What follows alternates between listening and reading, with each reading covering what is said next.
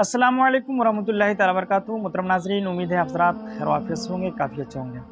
मुहतरम नाज़रीन, हमारे एक सब्सक्राइबर हैं, उनका सवाल ये है कि हज़रत ये मसला क्लियर कर दें कि देहात में जुमा के दिन कैसे नमाज़ पढ़ा जाए और शहर में जहाँ जुमा की नमाज़ फ़र्ज़ है वहाँ कैसे पढ़ा जाए। तो मेरे मोहतरम, उनका सवाल बहुत अच्छा है, इसलिए कि ये देखा जाता है कि बहुत सारे लोग इस बात को नहीं जानते हैं कि देहात में कैसे पढ़ें, यानी जहाँ पे जुमे की नमाज नहीं है फिर भी लोग शुरू से पढ़ते आते हैं, पढ़ते आ रहे हैं। तो बहुत सारे लोग होते हैं कि नहीं जानते, जिस तरह वो यहाँ पढ़ते हैं उसी तरह वो शहर वगैरह में जाते हैं तो वहाँ भी पढ़ते हैं। तो उन्होंने ये ज़रूरी समझा, तो उनका सवाल है। तो सबसे पहली चीज़ तो ये कि जहाँ पे जुमे की नमाज नहीं है लेकिन शुरू से लोग पढ़ते आ रहे हैं, तो आला हज़रत अलैहि रहमतुल रिज़वान का फतवा है कि जहाँ शुरू से लोग पढ़ते आ रहे हैं वहाँ मना न किया जाए, उन्हें पढ़ने दिया जाए।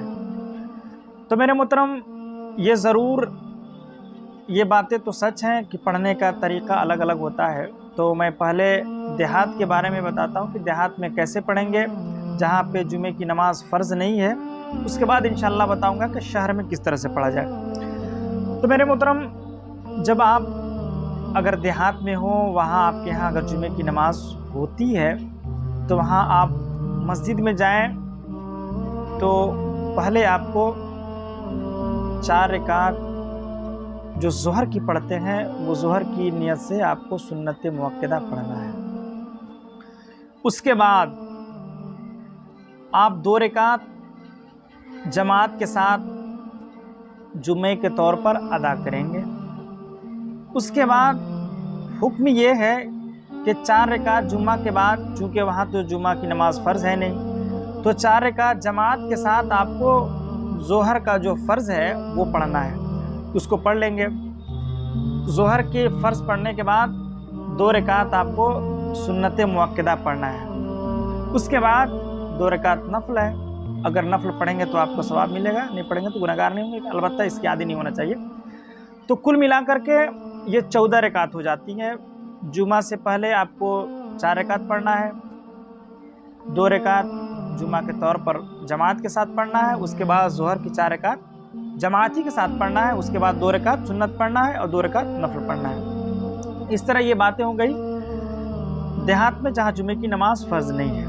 उसके बाद शहर में चलते हैं, तो जहाँ शहर में फ़र्ज़ है जुमा की नमाज, तो वहाँ आपको मस्जिद में दाखिल होने के बाद आपको 4 रकात क़ब्लल जुमा पढ़ना है जो सुन्नत मुअक्कदा है। उसके बाद 2 रकात जमात के साथ पढ़ेंगे, अदा करेंगे, जो फ़र्ज़ है जुमा की नमाज 2 रकात उससे अदा करेंगे। उसके बाद फिर 4 रकात आपको बादल जुमा अदा करना है। बादल जुमा अदा करने के बाद 2 रकात फिर आपको सुन्नत मुअक्कदा अदा करना है। उसके बाद फिर 2 रकात नफ़ल है, तो नफ़ल का यह भी मसला वही है। तो कुल मिलाकर के यहाँ भी 14 रकातें होती हैं नफ़ल लेकर के। लेकिन अगर कोई बंदा 12 रकात भी अगर पढ़ता है तो कोई कबाहत नहीं है, कोई दिक्कत नहीं है, लेकिन पढ़ना ये 12 रकात ज़रूरी है। अगर नहीं पढ़ेगा तो वो गुनहगार होगा। मेरे मोहतरम, ये क्लियर हो गया कि देहात में किस तरह से पढ़ना है और शहर में किस तरह से पढ़ना है। बहुत सारे लोग ये नहीं जानते हैं और पढ़ते हैं जुमे की 2 रकात फ़र्ज़, उसके बाद निकल लेते हैं। या बहुत सारे लोग देहात में जिस तरह से पढ़ते हैं उसी तरह शहर में पढ़ते हैं। तो ऐसा नहीं है, दोनों का पढ़ने का तरीक़ा अलग है। इसी तरह से आपको पढ़ना है।